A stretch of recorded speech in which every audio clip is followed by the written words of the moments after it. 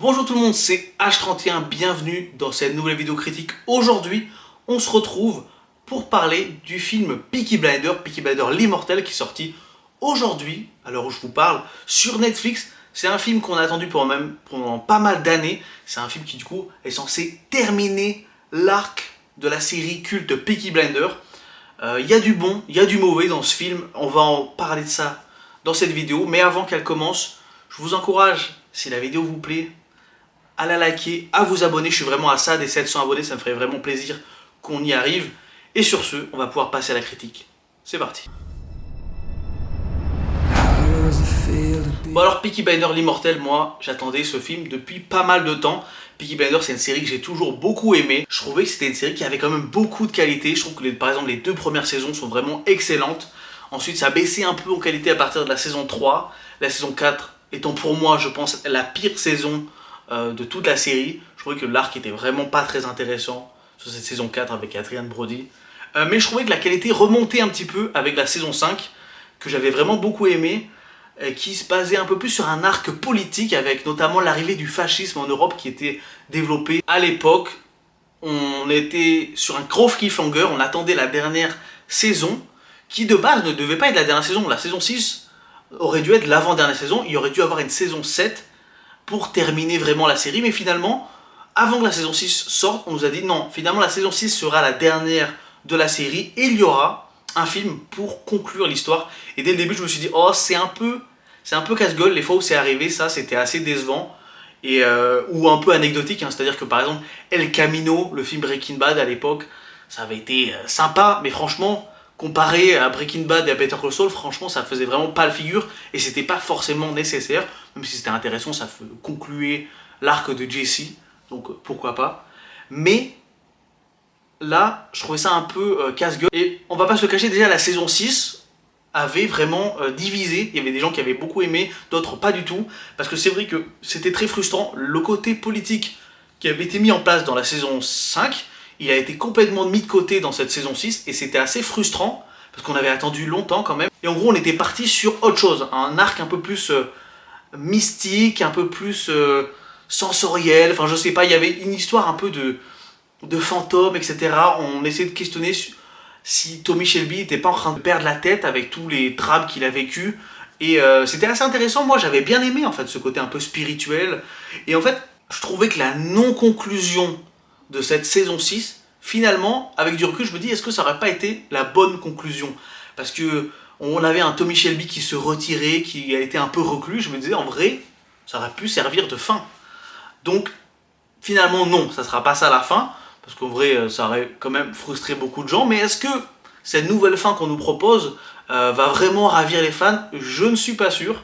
Sur ce film Peaky Blinders se passe quelques années après la fin de la série originale. Ça se passe en 1940, du coup, pendant la Seconde Guerre mondiale.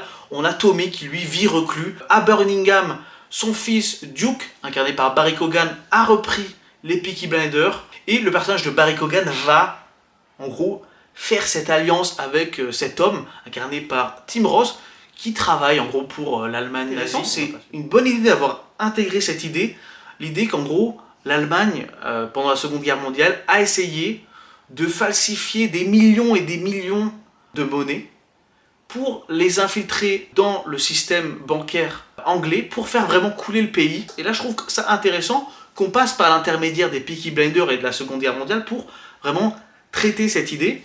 Et ça va créer pas mal d'ennuis. Tommy Shelby va devoir revenir, vraiment faire du ménage à Birmingham. Et si vous n'avez pas aimé la saison 6, je vous le dis tout de suite, vous n'allez pas aimer ce film.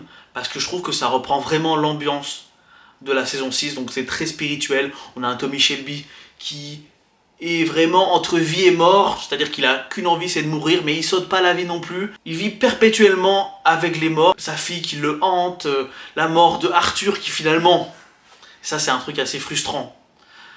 A été fait hors champ. Moi, je me doutais. Il n'y a pas eu de communication sur le personnage d'Arthur. Je me doutais qu'avec les problèmes judiciaires que l'acteur a eu, ils l'ont évincé du tournage. Et malheureusement, c'est arrivé. En gros, on nous dit Arthur est mort. Et au début du film, tu fais Arthur est mort et tu sais même pas pourquoi. Et finalement, bon, la version officielle, c'est que Arthur s'est suicidé. Mais en gros, plus tard, on apprendra que en réalité, c'est Tommy qui a tué Arthur. dans une scène, et là, ça commence déjà un peu à m'énerver, parce que esthétiquement, la scène est très réussie. Une scène où, du coup, on ne voit pas l'acteur, parce qu'il n'est pas là, d'Arthur. Du coup, la mise en scène est très bien, et globalement, dans le film, vraiment, la photo est impec. On a vraiment un jeu de lumière, voilà, il y a la vitre, le reflet de la vitre, il y a la lumière, etc. On va jamais voir le visage d'Arthur, et je trouve que, esthétiquement, c'est très joli, mais ça enlève tout l'impact de la mort d'Arthur. C'est que déjà, on est dans un flashback, sans réel contexte en vrai, à part une voix off qui explique le truc, et du coup, la mort d'Arthur paraît tellement gratuite. Et le pire, c'est que pour moi, c'est un remake, cette scène, d'une autre série que je préfère largement, qui est Les Sopranos. Et là, gros spoiler, si vous n'avez jamais vu Les Sopranos, on va mettre un gros trigger warning, vous pourrez le passer. Hein. Mais en gros, c'est vraiment la scène où Tony Soprano tue son cousin Christopher.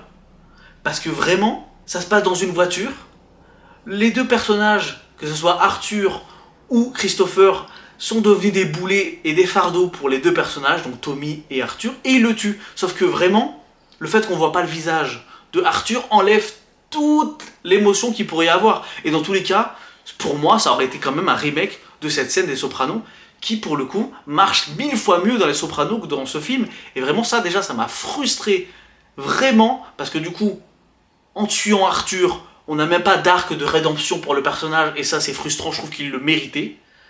Et on va un peu dans la facilité, en gros, on tue tous les personnages de la famille de Tommy, parce que voilà, Ada est là, mais elle se fait tuer en début de film par le personnage de Tim Ross, et je me dis non, mais non, pourquoi en fait? Je trouve que c'est tellement la facilité.